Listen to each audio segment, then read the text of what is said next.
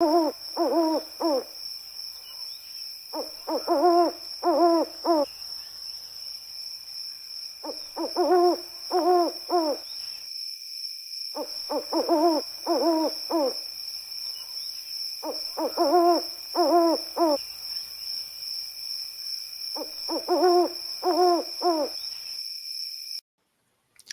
the moon is shining above, it is once again late night with the Lakers Fast Break. It is Gerald Glassford coming right back at you here from Lakers Fast Break.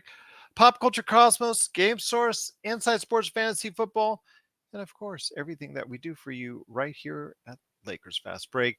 Go ahead and check out all of our great shows. And if you can, please like and subscribe. Please subscribe below so you get the latest notifications on when we go live on the air, including our awesome post-game coverage, as always.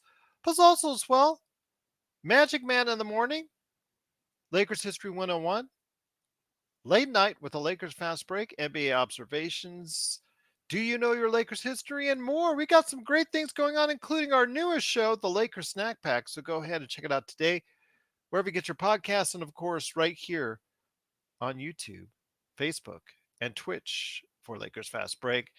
It is late night with the Lakers Fast Break, and we just wanted to give you a update as the games have now ended for Thursday night. Joe is here, the man behind Ox 1947 at LakersBall.com. Of course, his great company, Simblades.com. It is Joe Soro. Joe, I know, I'm hoping anyways, you've got a date tomorrow morning with Sean. I'll see if I can try and make it there too. But I wanted to go ahead at the close of tonight's game, the most important game that everybody's talking about. No, it is not the Thunder. They unfortunately, for the Dallas Maverick fans out there, they beat the Jazz handily on the road. Your thoughts, though, is now on the Suns game. The Suns did pull out a home win in the fourth quarter, 119-115. As we now turn to them coming to Los Angeles, they're leaving late tonight. They still probably haven't even left towards Los Angeles or flown out to Los Angeles as of yet. They probably won't be doing so until midnight. Probably get in late here in LA. You have Durant, 41 minutes. You have several others, key players for the Suns. They played 30, 35, 37 minutes. Looks like it's going to be a tough deal for them to come back on a back-to-back when there's really nothing to play for, right? Monty Williams stated that he hasn't made a decision on who's going to rest tomorrow. The Suns have all but wrapped up the fourth seed, so yes. I don't know where that lies. But if they end up resting Durant, Booker, or Ayton, or whatever, Lakers have a good chance of winning the game. Otherwise, they play like they did against the Clippers, then, we're going to have a problem there. We need the Warriors to lose to the Kings. And I got a really good feeling that the Warriors are not going to lay down on that one. And I'm pretty sure that the Kings, not wanting to play the Lakers, are going to probably let that happen. If that's the case, that would spell doom for the Lakers, and unfortunately, no week off for the team. Yeah, no week off, and we're going to likely be staring down to the aforementioned Oklahoma City Thunder. I believe we're playing the 10th seed if we're the 7th. Is that correct? No, we play I think the 9-10 seed plays each other first. Okay. And then we play the 8 seed first, as what we do. We host a game as far as if we're the 7th seed. And then what happens is if we win, I guess we wait for the winner of the 9-10 seed at the crypt. So I think that's how it works out. So we're likely looking at a matchup with the New Orleans Pelicans. Is that what we're looking at? Yeah, absolutely. Okay. Well, it's only fitting that this year they battle the Pelicans for a playoff spot, a draft pick, or a lack of draft pick swap anyways. No, I'm sorry. Hold on. If the Lakers are 7th and they beat the Pelicans at 8th, then the Pelicans would host the game between the winner of the 9-10 seed. Okay. Sorry, it's really got to you got to make sure you read between the lines on it. It gave me a Yeah. headache first time I checked. Yeah, it is. And the Lakers are likely going to end up playing the Memphis Grizzlies, Yeah. which is probably not going to go well from my Well, that assessment. well, I don't want to say that. I don't want to start. Maybe Sunday we can start talking about that for sure. I mean, there's still the issue with Memphis when it comes to no Brandon Clark because he blew out his knee and he'll be gone for a year. And then you have Steven Adams who is out for them. That was a major source of defense and obviously offensive rebounding because he kills you on the boards. But again, that's another let's dive into that when we know that's going to happen type detail. But for now, like you said, not only is the game tomorrow for the Lakers important as the Phoenix Suns fly into LA very late. So we'll see what happens. Again, Kevin Durant, 41 minutes. Do you want him playing on a back to back? Devin Booker, 37 minutes. Chris Paul, 37 minutes. Do you want them both playing on a back to back? DeAndre Ayton, even 35 minutes. Do you want him playing on a back to back? So you've got to decide whether you guys want those guys playing on a back to back when they're coming in here. That's important for the Lakers, but also as well, the game, like you said, in Sacramento with Golden State and, Sacramento, pick your poison. Do you want to go ahead and play your first round against Golden State or the Lakers?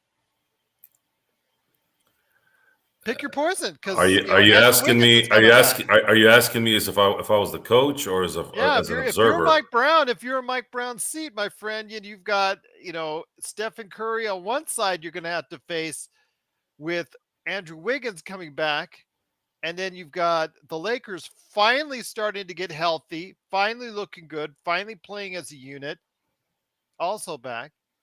That could be a problem for the Kings either which way. I would favor either of those teams over the Kings. It's become the standard mindset of let's try to avoid this and avoid that. I think it's a waste of air and waste of time. If you're a legitimate contender, you're not worried about who you're playing in the first or second round. You shouldn't be. No, you shouldn't. So at this point, there's so much parity in the West, other than maybe, and even in the 1, 2, and 3 slots that are all 1, 2, 3, and 4. No one there is really scary. Denver was scary for a minute. Memphis was scary when they had everyone together. The Kings are a young team that need to outscore you, and usually scoring in the playoffs tends to slow down, and a more half-court offense kind of rolls, even in this era of basketball. At least you need to play that a little bit better. Maybe not as much as it used to be, but you still need a little bit of that in the playoffs. My issue right now with the Lakers is I don't know if they're capable of winning when they really need to win. I don't think they've won a game in a while where they really needed to win it. So it's gonna have to happen really in the play-in and in the playoffs. Their lack of free throw shooting ability has really, really become a problem. So much so that I was reading an interesting stat, and I know the average free throw percentage in the NBA is around 78%, which is pretty much what the Lakers shoot. But I was looking at the schedule. They lost 13 games by 5 points or less, and lost 2 others by 6 or less. Right? Let's just use those 15 games as a guide. So October 23rd is the beginning of the year. They lost by 2 to Portland. They missed 4 free throws. That's not really too drastic. That's too close. 4 missed free throws is not really that much. But then the following month, they lost by 1 point against Indiana. They missed 7 free throws. Boston, December 13th, they missed 8 free throws, lost in overtime. Charlotte, yes, we lost to Charlotte 134-130, 7 free throws. And then it just kind of gets worse.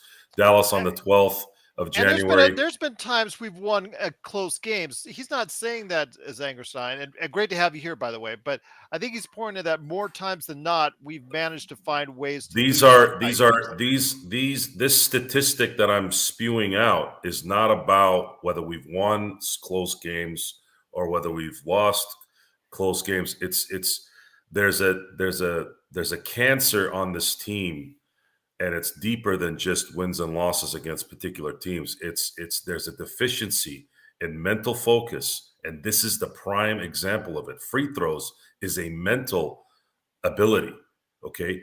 And they have lost as much as we've been kind of jacked by the refs, and that's very understandable. I understand we've probably gotten screwed out of probably 4 games this year, but we still have another 11 games where we screwed up not hitting free throws. And on top of that, we have a coach who is not very good at adjustments, not very good at calling good plays out of the timeouts. So now as we get closer to prime time, which is the playoffs, I don't know.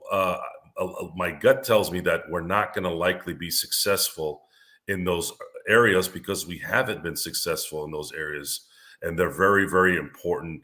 Uh, they're very, very important skill sets to have. So the Lakers have to go into the playoffs. If they are to make a run, they have to eliminate these mental problems, which is missing free throws and not being able to adjust to particular offenses and defenses. Now, it's a little easier to do that when you're playing one team at a time, a little easier to game plan that. But we're going to find out where the massive deficiency is on a bigger stage here. And it doesn't bode well based off what I've seen this year. Once again, it's the Lakers Fast Break. It's late night with the Lakers Fast Break. It is Joe Soro and Gerald Glassford. Thanks so much for watching and listening. Zangerstein also says that she was saying that it's the first one that you said winning a must-win game. I didn't consider winning in Minnesota a must-win game. It's just they've been in they're in a must-win game. What they showed in that game was they mustered for what I saw the first time in a long time where they were kind of on the edge of losing and they didn't quit. They haven't been quitting. They played yesterday on a back-to-back. That part has improved. I am not going to deny that. The team roster has improved since the deadline. There's a lot of things that have improved, but the deficiencies in the simple little things is what's going to probably matter in the playoffs. That's what's probably going to get them to win a game or two in a series. If they don't win those 1 or 2 games because of free throw shooting and not being able to adjust to their opponent when they need to, especially when they're going against good coaching, it's just not going to be a good situation. It's going to look a lot like what the Lakers looked like when AD went out in 2021 and how they ended the year last year in the regular season. So I know it sounds like I'm being a Debbie Downer, but this is just what I'm seeing, guys. I saw Ty Lue absolutely eviscerate Darvin Ham as a coach yesterday. I know we keep losing to the Clippers, and I know they play out of their minds, but there was also a clear-cut difference in how to run a game, and Darvin is not very good at it, and the Lakers kept missing free throws again. Those things stymie you in this. This is not Shaq missing free throws, okay? Go ahead. I still think you got to attribute that to a lot of it to fatigue, man. 4 days off compared to no days off. I still, I don't like to go ahead and throw that out there at times, but you're going to see it. Like, for instance, for tomorrow, the Lakers will have 1 day off, a little bit fresher than Phoenix going in, who had a tough game, playing their extended minutes. I still think you're going to see that tomorrow as well with the Lakers. You can blame tiredness. I know LeBron did. Free throws. Well, I mean that's where you get the most. But they're still missing those things when it's not a back-to-back. They and lost. I agree with you there. I believe they lost to the Clippers the last time when the Clippers were, I think, on the back end of a back-to-back, and they had a few days off. It might have been a couple games before then, but I think it was the last time. It's the same setup with the Clippers. It just Clippers play out of their mind. The Lakers don't play well enough, and they don't coach well enough, and it's just not a good sign. But this was an important game in that if you win this game, you pretty much guarantee yourself in the playoffs. So that's a must-win game. That's a must-win game, even though they're all in must-win games at this point. This was the one where you were guaranteed yourself a playoff spot. You wouldn't have to play for a week because you probably go into Phoenix, probably go in there to Utah or against Utah and Phoenix, and win those games. But now we have to hope that the Kings flop, which they won't. They will let Golden State win because they don't want to face the Lakers. And the Lakers will end up a 7 seed playing New Orleans, and they won't get any rest, and we'll be yapping about how they were tired again. You know what? These guys are 24, 25, and 26. What do you mean they're tired? Okay, AD is 30. LeBron tired? Okay, I get that one. But everyone else is a thoroughbred. Everyone else is young and in their 20s, except for a couple guys that are in their 30s. What And exactly are they doing? Well, let me just say this. Zangerstein brought up the stat that LeBron is 100% at free throws in the final minute of the game. And she's saying that, she trusts Dennis and Reeves and LeBron in those final minutes for free throws, but not to AD, which is the exact opposite of what it was just a short couple of years ago when he was tremendous at the line. Even in the bubble, he was really good. Now you get to the point where it's almost become a mental thing this late with AD.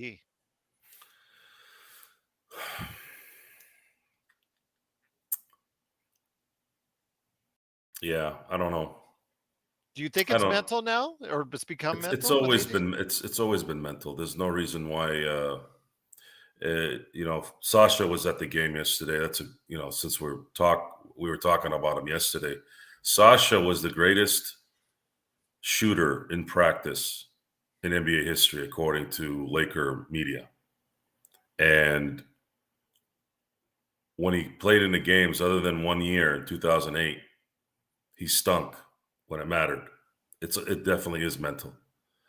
Uh, I've had a chance to settle a little bit down from yesterday's game and analyze it a little bit more. I did watch a little bit more of it today, and I can go through the intricacies of a game and pinpoint certain sets, certain screen and rolls, certain decisions made on defense.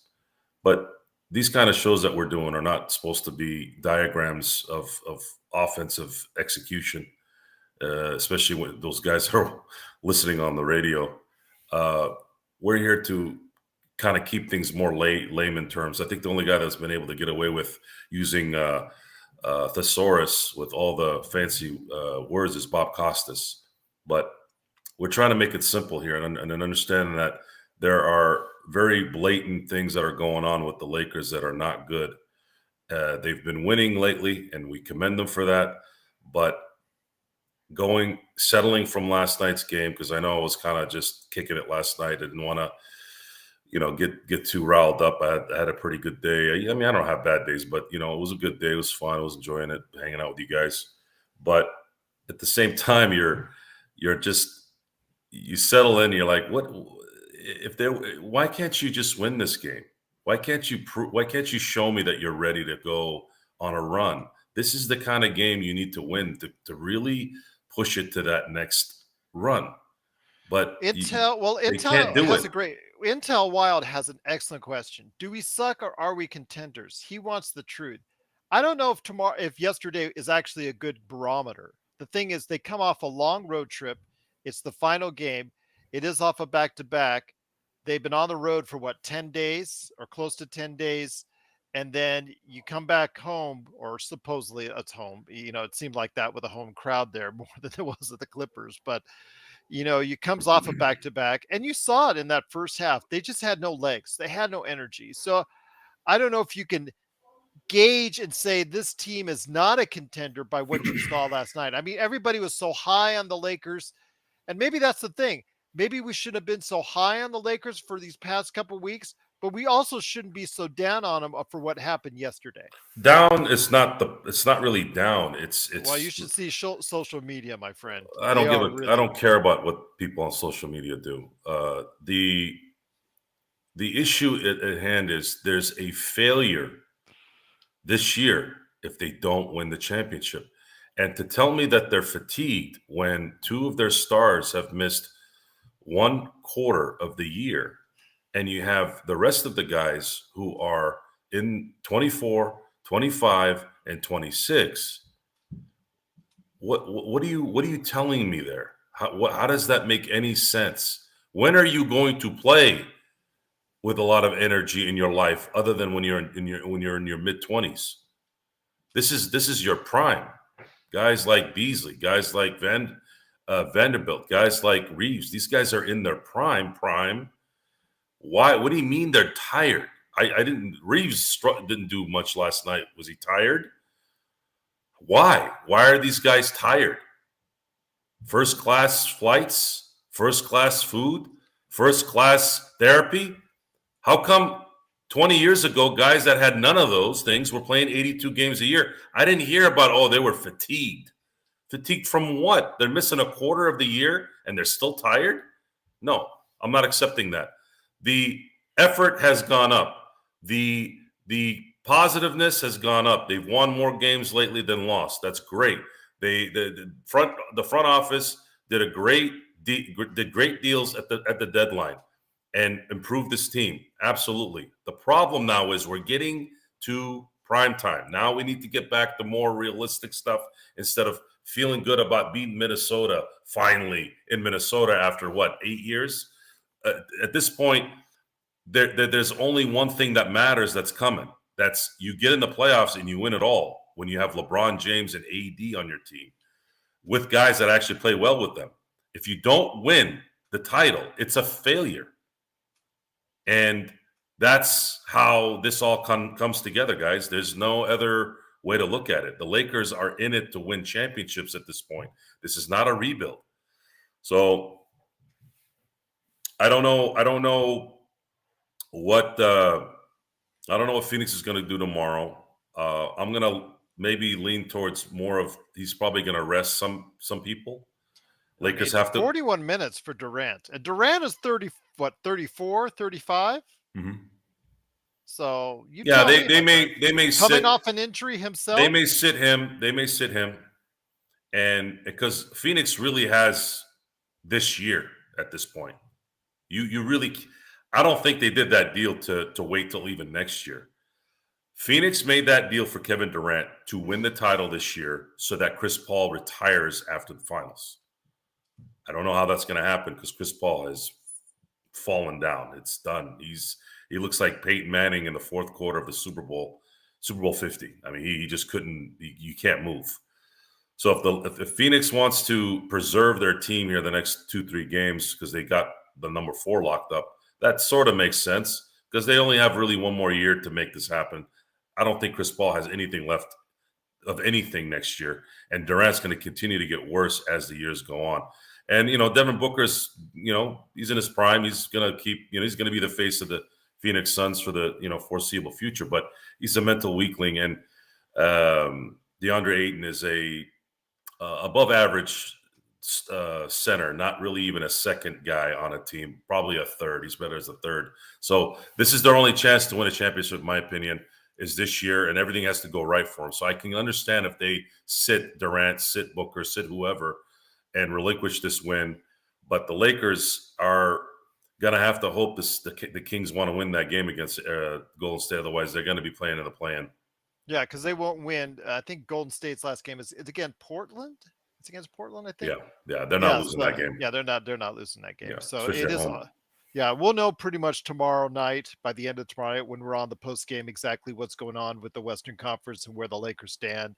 So our hopes are that Golden State does continue their road woes. But that's the only solace we could take is that they're terrible on the road this year. So maybe Sacramento will go ahead and lay the smackdown on them, and they'll light the beam on Golden State tomorrow. Remember, also, you again, it goes back to what I said earlier. Sacramento now has the power to choose who they want to play in the first round. Do they want to play LeBron or do they want to play Steph in that first round? So it's very interesting, my friend. Very interesting. Zangerstein, I understand your, I understand your comparing the eras. I didn't see Showtime. I saw the tail ends of it before, after they had won their championships. But and they would play 3, sometimes 4 games of 5 nights, 3 nights in a row. I know. I was watching. Okay, so if you've got a team from 1980 to 1989, so that's 10 years, going to 7 finals. Actually, they went to 8. Sorry, my mistake. 8 finals How dare you? and win 5 championships. Okay? You can't tell me that Showtime, who ran and they ran. This is not even like 7 seconds and shoot the ball from the perimeter. These guys ran to the basket and got their butts kicked sometimes by the Detroit Pistons, by the Celtics. Why did these guys who didn't have anywhere near what they have now, why were they able to sustain their dominance for a decade? These guys are supposed to be more athletic, right, G? Supposed to be faster, Faster, stronger, stronger, leap better higher, jump equipped, higher. better Yeah, nutrition, jumping higher, better taller. planes. Yeah, If you're not going to come down to reality again and understand that there's a mental part of this, if you're going to mentally tell yourself you're going to be hurt, okay, if you're going to do that and you're going to say, oh, well, that's the era, well, then you're already lost. I'm not buying it. I'm not buying a 24-year-old athletic freak, okay? NBA players are athletic freaks. They can jump out the building. Guys like Vanderbilt, guys like Beasley, these guys can do athletic things like you wouldn't even believe. You're telling me that a guy in his mid-20s who's a professional athlete, who's got skills like this, he has to rest when all their predecessors who weren't even 1/10 of their athleticism didn't sit? No. It's a mental thing, guys. It's a mental thing. These guys have to either somehow harness this the rest of the way, or what you've seen the last 4 or 5 months is going to materialize in a series.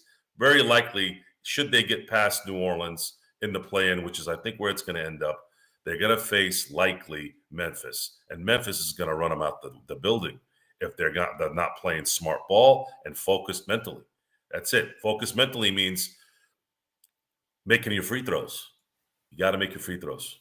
but also is with the Lakers, since they're not a great jump shooting team, even with the additions of Beasley and Russell, they're not the greatest shooting team in the world. So a reliance on transition for the Lakers is necessary because, as I was talking with Z and Z, I'm sure sees it every time when she couldn't be on the show last night very much because she was actually rewatching the Clippers game.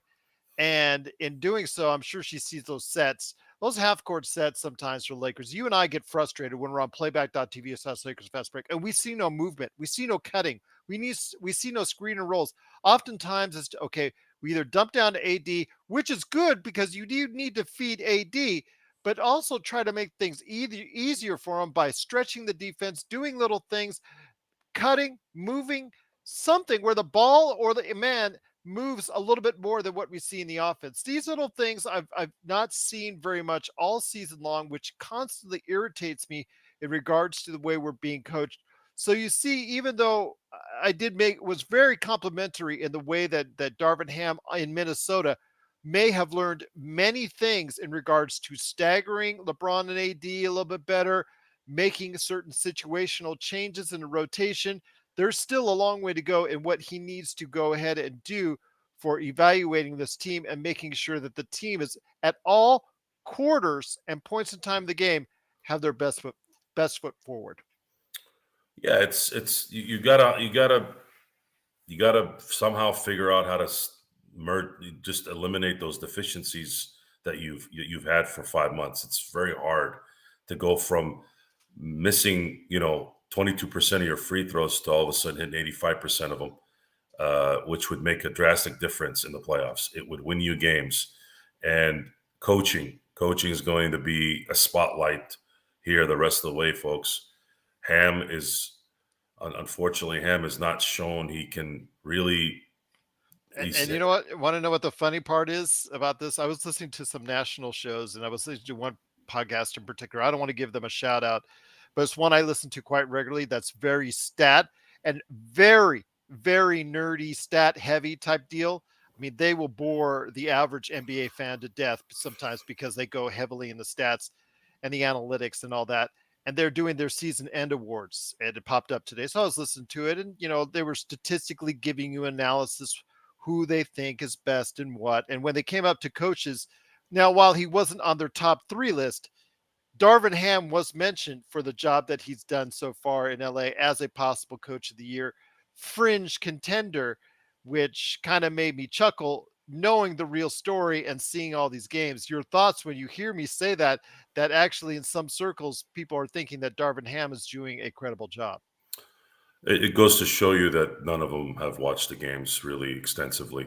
Mike Tomlin has a huge supporting. He has a lot of support in the NFL as being a really, really good coach. Um, Guys, I have never missed a Mike Tomlin coached football game.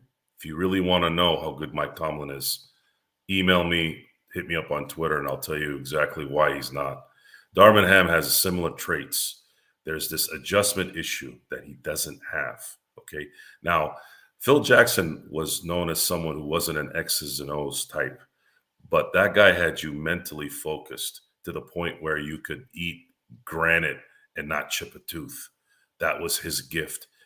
I know it helps to have Michael Jordan, Kobe Bryant, Shaq on your team to do that, but you also have to remember those guys didn't win squat until Phil Jackson came on board. So it was one of those things where they all helped each other win, right? That's what it was. Well, it So, was. I want to say to Z though, because she's saying if Ham did his job, Reeves would have been starting from game one. We kind of overgloss the fact that remember I now am convinced that Reeves, and this is something I said earlier in the season because he was struggling mightily in that first part of the season. You remember that, right, Joe? When he was really not very much of a factor in the first month or so. It took him a little bit while to get warmed up, but I was worried that he would never be a good rotational player on a winning team. I am now fully convinced that he can be. Now it's just a question, can you continue to have him as a starter going forward on a winning team? And then I think he's proving a lot of people that he can, but he was really struggling to start off the season. well, with Beasley's struggles, you had to insert Reeves in there because he was playing very, very well. But you remember me saying at the beginning of the year, to use someone like Austin Reeves at its apex is for him to be a sixth man coming off the bench. I When you agree with have you. I when think you that's what have his ultimate role will so be. we've been hearing terms like Manu Ginobili. That's what Austin Reeves' game is starting to kind of look like, right? This guy that can handle the ball, get to the hoop, get hit, and make a 3-point, a play. Which is, I don't know how he's making those shots. It's almost like he practices it. The thing is, though, is I'm gonna stick to my guns on this. Austin Reeves would be deadly off the bench on a championship team. And I think that's where he would really flourish.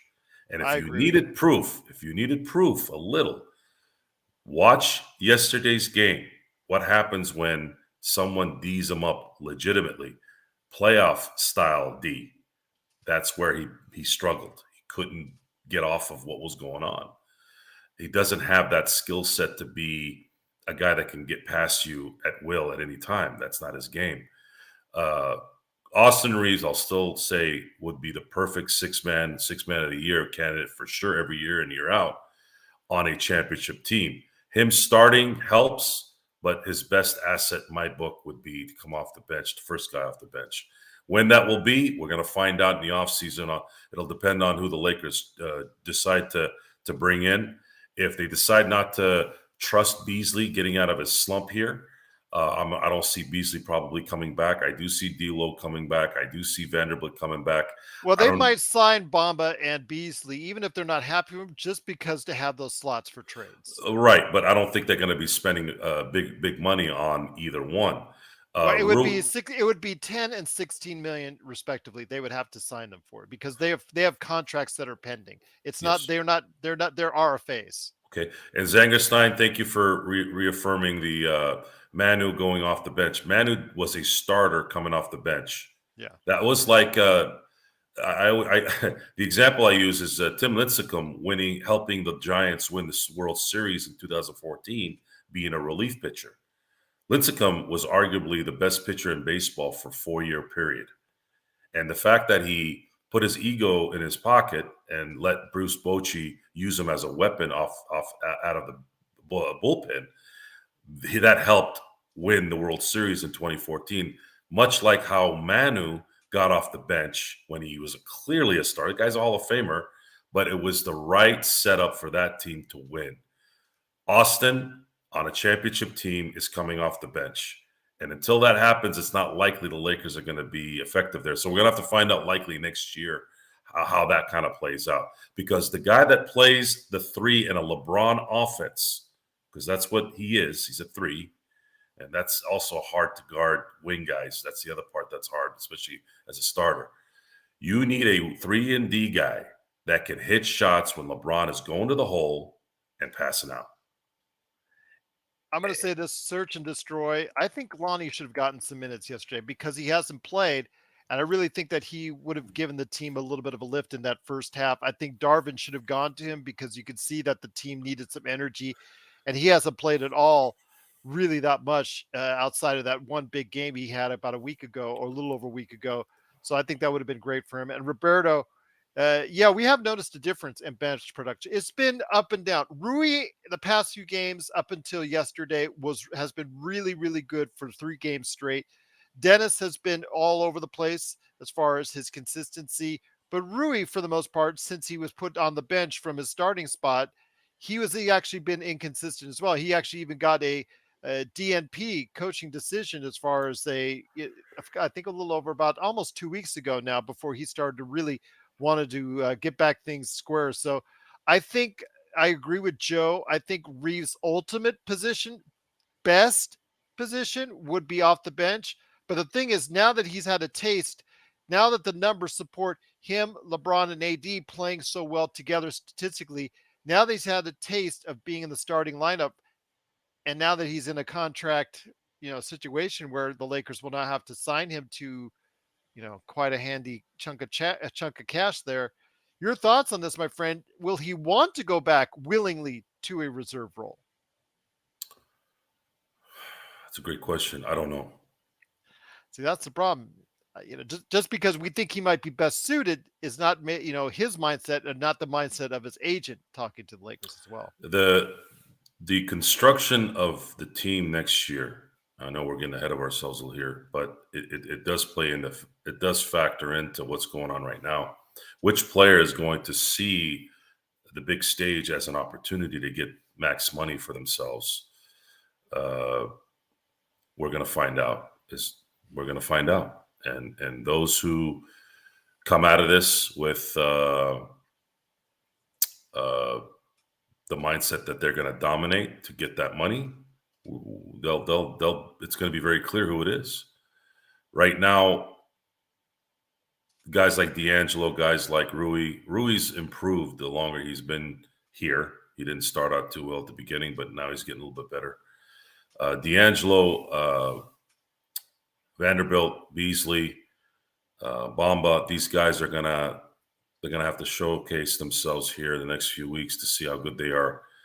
But I don't know. I don't know what the Lakers. I don't know how the Lakers are going to have to construct the team and making sure that the guys that they retain go into next year without any slumps, without any mental issues, because I just feel like the Laker pressure, the Laker armor just bogs down on a lot of these guys. The reason why we loved guys like LO and Pau Gasol and Rick Fox and D Fish, when you look back on those teams, especially the first three, the three-peat team, dude, we had like 4 clutch players on that team. 4. You're lucky if you have 1. You had Ori, you had Fish, you had Kobe. I mean, it's like that's mental toughness. That's why we loved Rick Fox. We're used to that, And then when you move to the back-to-back team, LO, Gasol, Trevor Ariza. How many games did Trevor Ariza win us in that playoff run in 2009? Right? So I don't know if I see anyone on this team. They showed a little glimpse of it in the Minnesota game. But that's what it is. They keep showing glimpses, but they didn't win yesterday when they really needed to win. This was like a really big, they were tied record-wise. They had the same road record. They had the same home record as the Clippers. This was, you're in LA there, and I know it was a Clipper home game, but that's your arena, and you still got punked. And your head guy used the schedule as an excuse instead of saying we got our butts kicked, we should have won this game. Instead, he was using a scheduling conflict, and that's the other problem with LeBron. LeBron will outwardly tell you excuses on why they lost. He doesn't ever say, you know what, I'm just telling you what I saw in the eye test, especially that. It's not the guys. They don't have it. They don't have what I think you need to win a title. They were able to muster enough in 2020. But I don't know. I don't know if this team has enough to win a title. If they won last night, would they have, in your mind? Absolutely. Absolutely, they would have. Those are the games. Those are the games that make a difference. But they'd have to win tomorrow and finish off Utah. Then you're sitting in the 5th seed with a lot of momentum, right? Now you're showing me, look, you guys are starting to really get this, and now let's go make a run.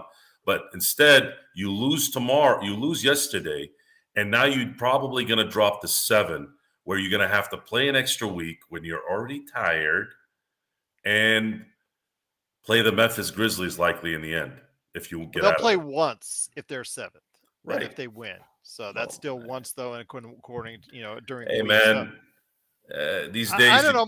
My opinion is not as cut as dry as yours. I think you do need to attribute it to just human fatigue. A lot of it. There was some game plan issues, as Z has pointed out. Sure, there were some things that I would have done differently. I would have brought Lonnie Walker in there just to see, because he hasn't played, just to see if he give you any kind of energy. Just try anything in that first half when you were getting thumped, because still, when you're looking for answers, those are some of the things you got to try and do. You got to look and see if there's someone that can give you anything at all when you're getting thumped like that in such an important game. Well, I don't think Lonnie Walker would have made a difference because No, but at the least it's issue a is try. they couldn't stop a nosebleed, and they were fine on offense, and that's where Lonnie flourishes. The issue is they were getting the Clippers were running sets like the Lakers didn't know where they were for 3 quarters. And that, to me, is a coach knowing you suck at certain things and exploiting it. And you have the other coach who doesn't know how to stop it. Yeah, and I'm not putting 100% on the fatigue factor. I don't want to get. It played a factor. It did play a factor. But I think it did play a factor. Yes, it does. It matters when it's not the whole story. It matters. It matters. You can sit there and explain that in a February or January game. Okay, this is different. This is a playoff in 48 minutes away. You win last night. You basically control everything in terms of where you want to go in the playoffs. You probably sit at a 5th seed after being in 13 for months, but they don't have that extra kick. They're too busy making excuses. Yes, LeBron, I'm talking to you.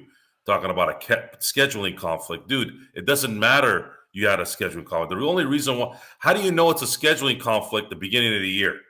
How did the NBA know? Oh, they're going to be even on the record, right? This isn't a flex NFL thing. They're not going to flex you the next day because they want to have a good game. This is the 3rd to last game of the year. They don't know what the hell's going to be there by then. So it just shows, those things show you where their mental focus is. Their leader, their number one guy is making excuses. Therefore, they're going to have those excuses, and they're going to have that weak mentality. That's what that is. And that probably played a big factor in why my mood was different after the game yesterday versus why I'm being a little bit more negative tonight, because I didn't see what he said until today. When I saw that, I was like, oh, okay. He's going to blame the schedule on the NBA from freaking last year. How the hell would they have known? How? You don't. So it's such a stupid comment because it doesn't make any sense. And on top of it, it's a weak mentality. And this is your result, guys. Couldn't win a game that they really needed to guarantee a spot. Because what if they lose to New Orleans? What if they lose to New Orleans? Now what? Go to the 8th spot? And then they have to play 2 games, which is really kind of not that good. That would be the worst scenario. That would be a terrible scenario indeed. Or if they fall to ninth, that would be the worst ultimately if Yeah, they I lose mean, both games and fall to it's ninth. it's just I don't. I'm not a. I'm just. I'm tired of excuses. If you're hurt and you're load managing in a time when you have no business doing, you just retire. Just go retire. Stop wasting our time. I'm tired of this discussion. I really am. I want you guys to play and stop making excuses. You lose, you got your butt kicked for the 4th time this year, for the 11th straight time, right? By the And Clippers. did you see that gaudy record's like 25? Yeah, And yeah, it's just a yeah. gaudy record that At what they point? have over the last 40 times they've played, 10 years plus they've played the Lakers. At what point does pride take over? When does that happen? I don't know. We'll see. We'll see indeed, my friend. But before we head on out, I promise to touch on this subject one last time, my friend, because Raw Blog News, who is now a subscriber, and thank you so much for subscribing to the Lakers Fast Break so you can get the latest notifications on when we go live on the air with all of our great shows. Remember, if you do, not only will you get our great post games right there for you, also late night with the Lakers Fast Break, like you're watching now, Lakers History 101. Do you know your Lakers trivia? Our newest show, the Lakers Snack Pack, Magic Man in the Morning, NBA observations, and more. So, truly hope that you will subscribe to our channels wherever you get it, Facebook, Twitch, or of course, right here on YouTube. Before we head out, my friend, I want to touch on again the game tomorrow night, and we'll be also talking about this in the morning. I want you to wake me up, man. I got to go and head out anyways around 8:30 Pacific time. So, I want you to go ahead and hit me up, man. I'll be on for a few minutes if you guys wake me up for Magic Man in the morning. So, but I know one thing you'll be talking about is the preview for tomorrow night's game against the Phoenix Suns. I want to give a shout out to Raw, who's watching us at 2:30 in the morning because he's watching us on the East Coast. So big shout out to him. Intel Wild, Zangerstein, who's on the other side of the world right now in the Philippines watching us. So big shout out to all of you who's watching us right now. Before we end out, it is the Lakers versus the Phoenix Suns. Very important game for the Lakers. For Phoenix, not so much because they've already sewn up the 4th seed. Tonight's game against, get this, my friend. I know you look, and I looked at the box scores and whatnot, but when I see DeAndre Jordan on the Denver side starting and playing 30 minutes, no Nikola Jokic, Reggie Jackson, Christian Braun, Bruce Brown, that was the starting lineup. And also you had Peyton Watson. That was your starting lineup for the Denver Nuggets, and they almost won the game in Phoenix against the starters for the Phoenix Suns, Kevin Durant, Okogie, Ayton, Paul, and Booker. Ayton played 32 minutes, Paul and Booker 37, and Kevin Durant 41, and they barely squeaked out a win. I see some of those guys getting some rest tomorrow night. Plus, also, I see a bigger picture. People think they've seen what they saw of the Lakers and are judging the Lakers from last night's game.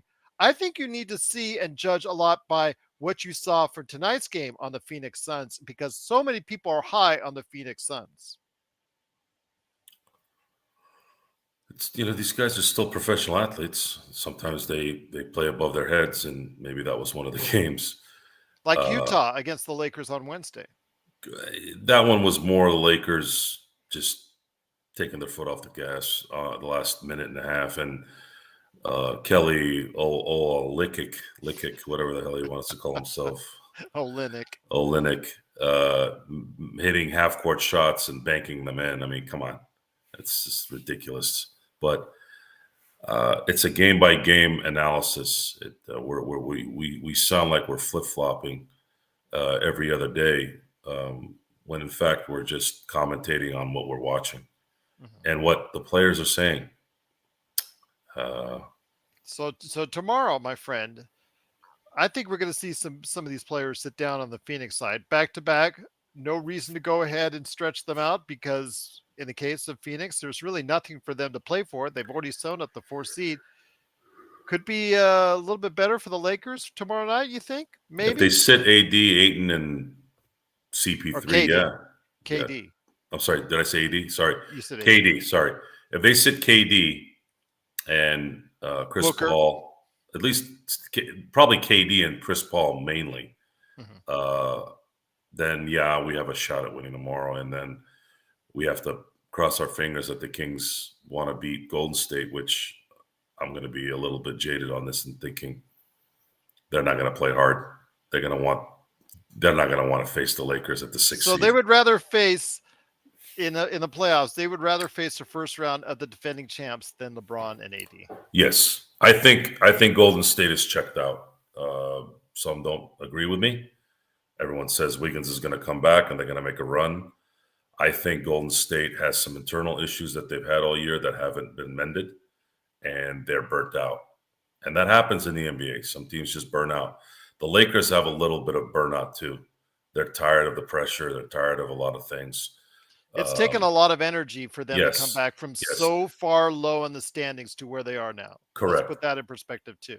correct. But the unknown here is the fact that the Western Conference Finals has a bunch of teams that have been burnt out, including Denver.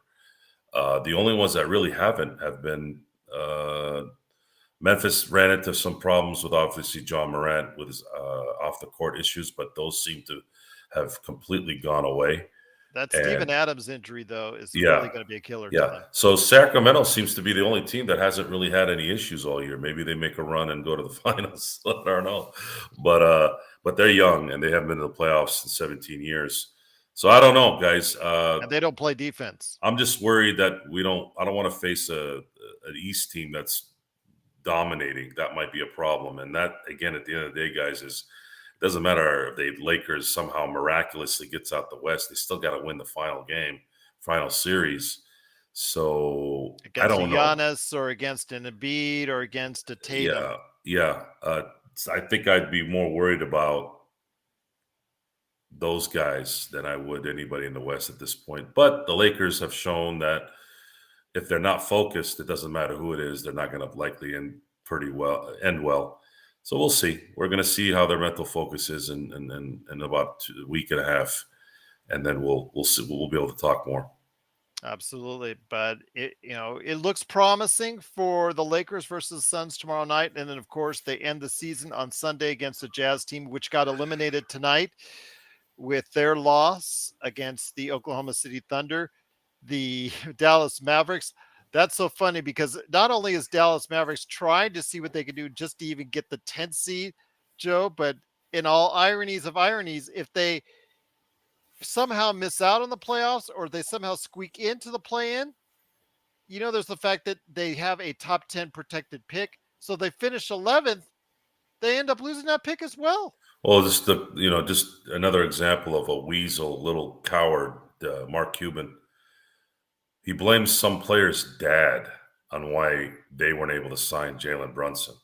He didn't want to throw the cash at him. That's just I mean, that simple. Is this guy for real? This is the same weasel who cried after the CP3 trade with Dan Gilbert, right? With Mr. Quicken Loans. And I don't want to get off topic here, but this is what I'm talking about. This is why there's viciousness in my delivery a lot of times. You have these supposedly fugazi freaking apex predators who are not really apex predators.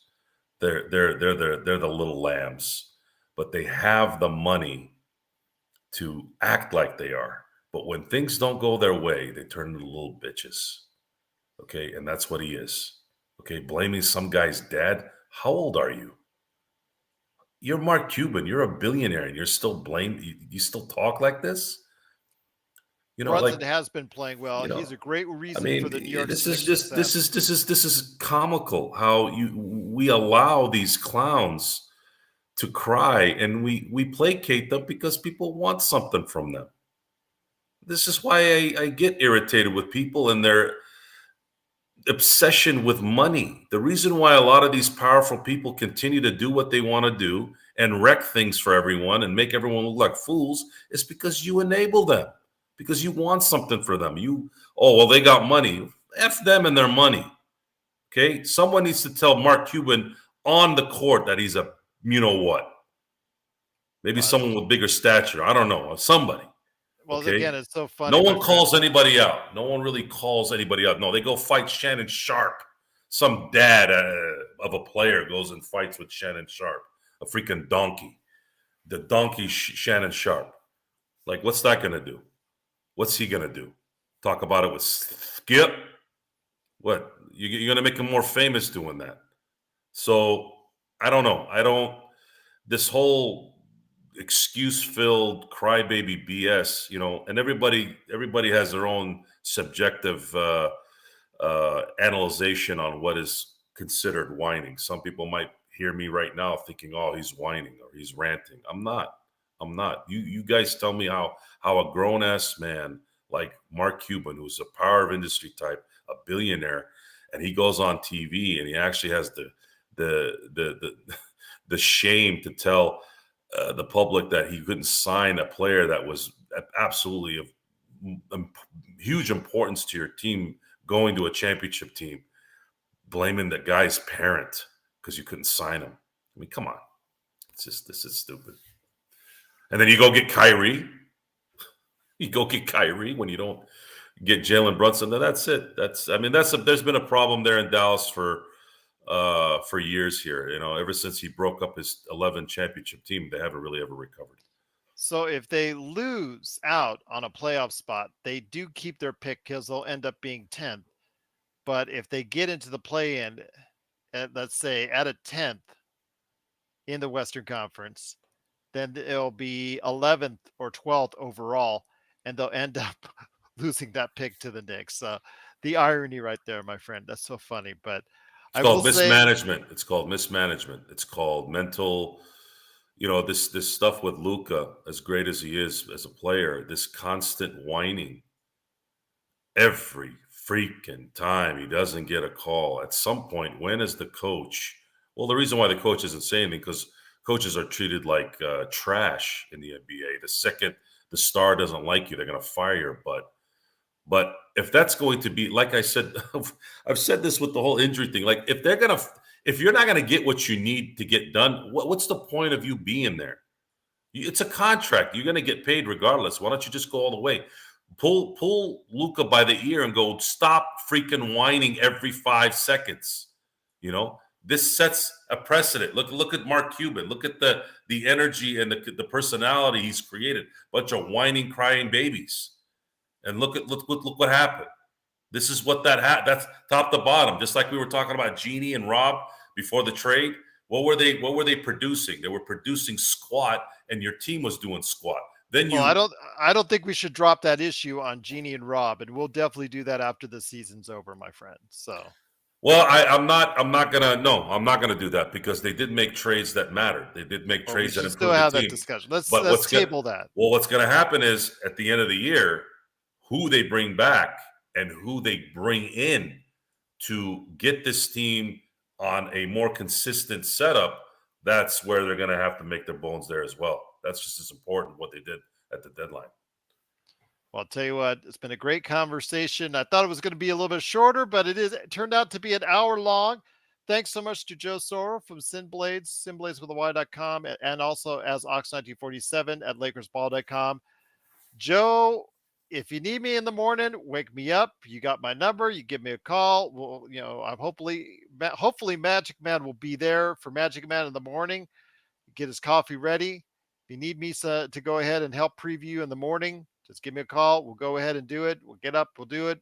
Got to do what we can for our fans out there at Lakers Fast Break. So I'll leave it running. I know tonight I'm going to be editing this show. Or actually, you know what? I think I'm just going to throw it up as is. One of those review times, I actually will go ahead and do so because you guys in the chat room have been so great. I'm just going to throw this for our audio Spotify listeners. But I will tell you out there, I will be editing the Pop Culture Cosmos show, and that's going to be coming up as well later this morning. So go ahead and look for that wherever you get your podcasts. So for Joe Soro, thanks so much for watching this thing. We're going to try and be here tomorrow morning, but we will definitely be here for playback.tv/Lakers Fast Break, and also as well for the post game, the best post game that's out there. Reggie Joe says, I'm jealous of Joe's great hair. Thanks. It's midnight and you still got great hair, my friend. I I took a dive in my spa. It was a little wet. I combed it. It just combed perfectly today. I don't know what. Usually I kind of spike it up, but today it's got the nice slick back look. But thank you, Ray. You're my boy, man. I love you, man. Absolutely. And Oklahoma City, that would be so funny if they sneak in ahead of Dallas on that. That's your team, my friend. Their future is looking really high, whether or not they get in this weekend or not. I mean, my gosh, for the rest of the decade, you better watch out for Shea Gilgeous-Alexander, or of course Jalen Williams and everybody at Oklahoma City Thunder. I'm going to give them their respect. You always have to. But it is the Lakers fast break. We are hoping for good things here today because officially it is midnight. So later today, it will be, of course, playback.tv/Lakers fast break for the game. And then also, of course, after the game, the best post game that's out there right here at the Lakers fast break. And the best chat room that's out there is Lakers fast break. Joe, we're going to do something in the morning with Magic Man, hopefully. I'll be up in the morning. I got business anyway, so I'll be able to do a show for about 30 minutes and then Same here. get ready to do some I, business and then come back hopefully tomorrow night with a win.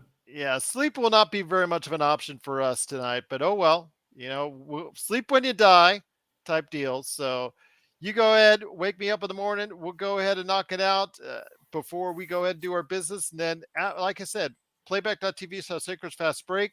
And of course, the best post game and the best chat room that's out there only here at the Lakers Fast Break podcast. Good night, everyone. And thank you for joining us for late night with the Lakers Fast Break.